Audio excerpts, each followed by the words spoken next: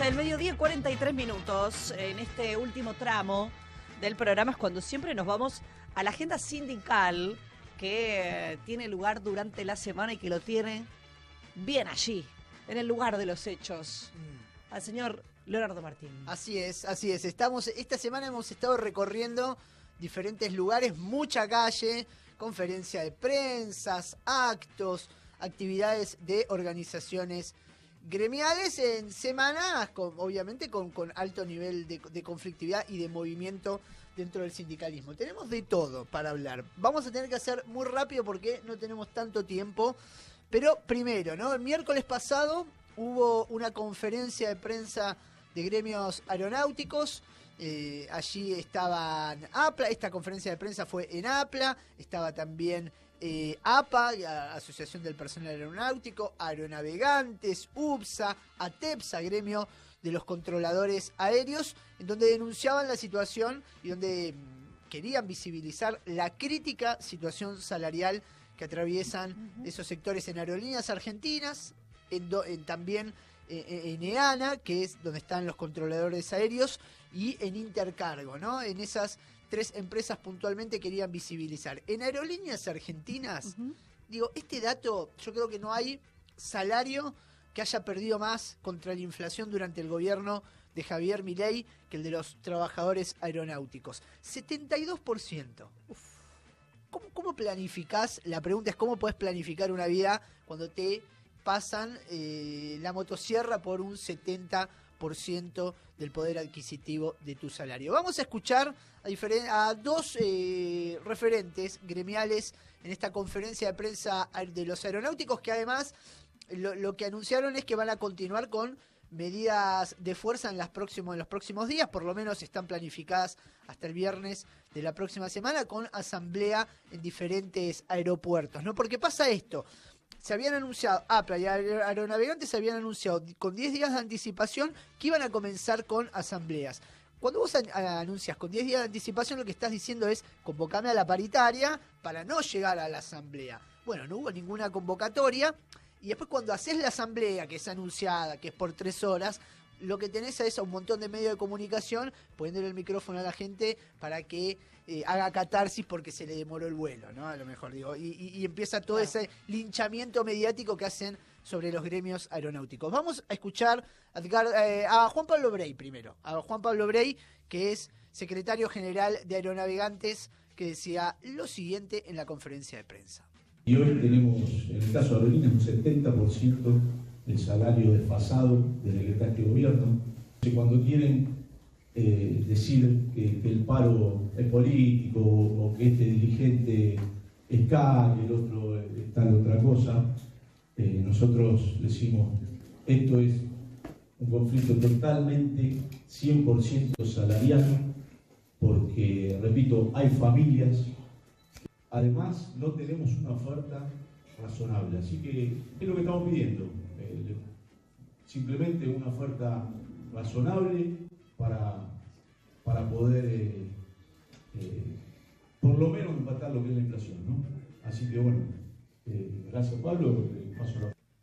Ahí escuchamos a Juan Pablo Brey, titular de Aeronavegantes, y ahora vamos a escuchar a Edgardo Llano, titular de la Asociación del Personal Aeronáutico, en donde visibiliza otra situación que tiene que ver con la apertura de retiros voluntarios, que se hizo, por ejemplo, en Aerolíneas Argentinas, y donde, ante esta situación salarial mala, ante una perspectiva que es pésima, porque el gobierno lo que está haciendo es destruir, básicamente, Aerolíneas Argentinas, empiezan a tomar los retiros voluntarios. Esto es lo que decía Edgardo Llano sobre en la operabilidad de la empresa, cómo afectan estos retiros voluntarios. Es lo que lleva a que la gente se vaya, en el caso de Aerolíneas, con retiro voluntario por los sueldos miserables que se están pagando. Retiros voluntarios que por otra parte hacen que en algunas escalas ya no podamos atender los vuelos porque no hay personal suficiente. Bariloche-Salta, por ejemplo, son 2 escalas que la semana que viene se va la última persona, no sabemos cómo funcionar, porque la empresa generó retiro voluntario sin planificar cuántas personas se podían ir, de qué área se podían ir, con lo cual el tema no es solo salarial, sino que también es falta de personal en condiciones de trabajo. En Intercargo, la semana pasada el gobierno salió a atacarnos con una medida de fuerza, no hubo medida de fuerza, Lo que hizo la empresa fue cortar las horas extras y con el faltante de personal que teníamos no pudimos atender todos los vuelos. Eso generó problemas con los pasajeros y la PCA. Lo que hace más fácil el gobierno es atacar a los gremios aeronáuticos. Nosotros, como bien se dijo, no tenemos interlocutor en el gobierno para hablar, pero sí nos atacan de forma permanente, con denuncias, con amenazas. El vocero presidencial se la pasa amenazándonos en cada conferencia de prensa que hay. Acá no hay medidas salvajes, hay asambleas comunicadas con anticipación. Siempre nos pidieron que anticipamos las medidas y muchos medios de comunicación muy ligados al gobierno, muchos periodistas ligados al gobierno que tienen programas exitosos según ellos, son los que nos atacan permanentemente. Edgardo Llano, entonces, la voz que estábamos escuchando recién, Leo. Edgardo Llano, secretario general de la Asociación del Personal Aeronáutico. Ese mismo día que estuvimos en una gira mágica sindical por diferentes lados el miércoles pasado, también pasamos en un momento, salimos de APLA y fui al Congreso, ¿no? Porque había una movida que estaba impulsando la CTA Autónoma, juntando 1 millón de firmas para presentar en la Cámara de Diputados y que rechace el DNU 70/2023, ¿no? Un DNU que hoy muchas de las cuestiones de Argentina se están rigiendo a partir de ese DNU, entre otras cosas también lo que contenía es una reforma laboral muy, muy agresiva que está esperando en la Corte Suprema de Justicia la constitucionalidad o no que defina el máximo tribunal. Bueno, esto hablamos con Hugo Cachorro Godoy, secretario general de la CTA Autónoma, que nos decía lo siguiente de esta junta de firmas. 1 millón de firmas para rechazar el DNU 70/2023. Hoy estamos convocando, como lo venimos haciendo en toda la campaña, para decirle no al DNU 70/23 con el que Milei quiere seguir gobernando por decreto.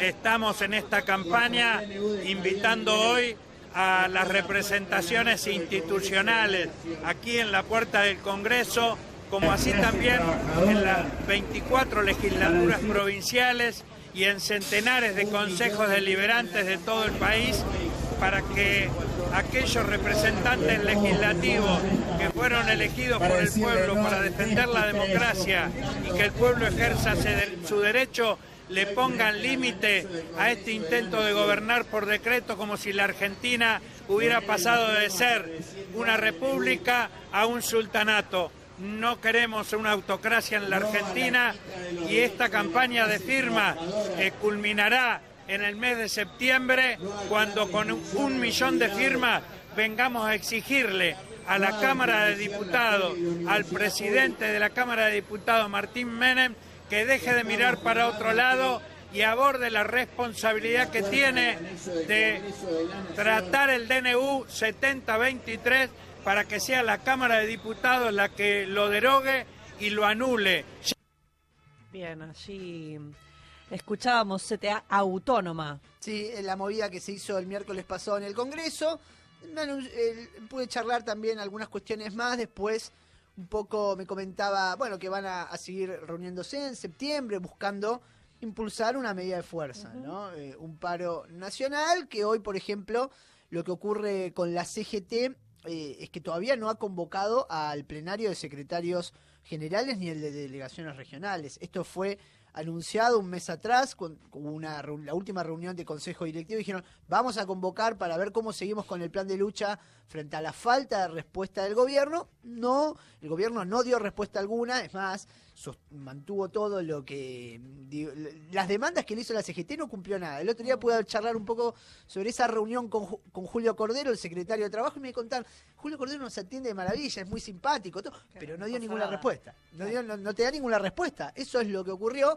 Y la CGT, por ahora, no termina de convocar este plenario de delegaciones regionales como para avanzar con el plan de lucha, ¿no? Inclusive me contaban también en la semana alguna movida, había un encuentro de delegaciones regionales que estaban impulsando algunas delegaciones y que hubo un llamado para decir no, por ahora no se junten. Bueno, está ahí, estamos a la espera a ver qué ocurre con la CGT, porque es cierto que están conviviendo dos líneas. Alguna que no quiere romper lanza con el gobierno, que dice, bueno, podemos tener algún tipo de diálogo en esto que está planteando, y otros que dicen, no hay manera, con este gobierno no hay manera, Fuimos la vez pasada, nos sentamos con Cordero, le pedimos que retiren la apelación de la Corte Suprema del DNU 70-2023, no lo hizo, le pedimos que actualice ganancia, no lo hizo, el salario mínimo aumentó una miseria, bueno, no hubo ningún tipo de respuesta, y en la reglamentación del capítulo laboral de la ley base tampoco hay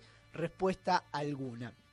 Bueno, eso por un lado, pero también de CGT, ¿no? Y además agregar de la Secretaría de Trabajo, que ya se deslizó esta semana, que a partir de octubre no se van a homologar las paritarias que superen el 2% mensual.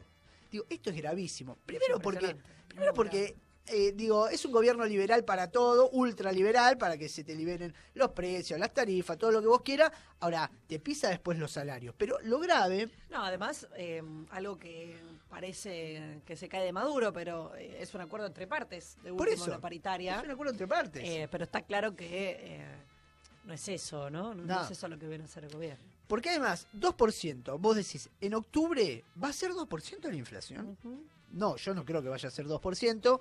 La inflación en el mes de octubre, pese a la recesión tremenda que estamos atravesando, la caída en todos los índices, no va a ser 2%, casi seguro, la inflación en octubre. Pero además, si vos no podés, si te pisan en 2% mensual, no vas a recuperar nunca lo que perdiste previamente. ¿No? Que previamente perdiste 15, ¿ves? Depende de cada organización, depende de cada actividad, pero te hablaba, aeronáutico, perdieron 70%, y te dicen, en octubre, mirá que no vas a poder actualizar más del 2% porque la Secretaría de Trabajo no te lo va a homologar. ¿Qué te están diciendo? Tu salario, además de que vas a seguir perdiendo, el 70% que lo perdiste antes, o los universitarios, el 50% que perdiste antes, no lo recuperás. Sí. Y además es un mensaje que lo que hace es directamente... favorecer que ni siquiera suceda, es decir, que ninguna vaya por encima del 2%, porque es un argumento primero para el sector del patronal, por un lado, y por otro lado, porque entras en un conflicto más general, ¿no? Es realmente casi hasta disciplinante, ¿no? Además. Sí, bueno. Vamos, le pido a nuestro operador técnico una foto esta semana, esto es para los que están viendo por video. Hubo una foto, se reunieron, esto en realidad fue el viernes pasado, lo que pasa es que la foto recién se difundió el lunes. Un grupo de dirigentes sindicales se reunió con Cristina Kirchner. Dentro de esos dirigentes estuvieron Sergio Palazzo, Paco Manrique, Carlos Ortega de Secafpi, Carlos Minucci de APSE, que tienen congreso esta semana en su sede, en Congreso de Energía. Vamos a ver si hacemos la cobertura.